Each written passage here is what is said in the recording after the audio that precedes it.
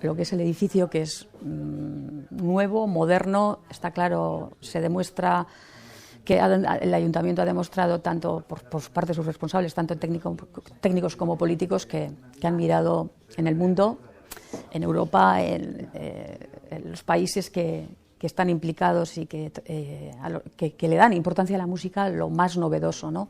El espacio abierto, esta especie de balcón, ¿no? que se abre y a través del cual pues las actuaciones de dentro pueden escucharse y disfrutar desde fuera, desde lo que es la plaza esta plaza, pues la verdad que es una aportación muy novedosa y además hay más cosas.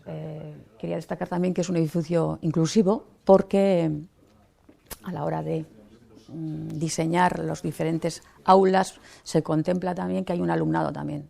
Aparte del alumnado con todas las capacidades, también hay un alumnado con necesidades educativas especiales, que necesita un aprendizaje especial y unas condiciones especiales. Eso también se contempla, ¿no? Entonces queríamos destacar lo nuevo, lo que es novedoso, todas las instalaciones de alguna manera cumplen lo más avanzado en la arquitectura musical, de instalaciones musicales, pero aparte de eso que se ha tenido en cuenta al alumnado y a todo el alumnado, no solamente al que puede acceder a estas enseñanzas de forma normal, sino también al necesitado de acompañamiento, ¿no?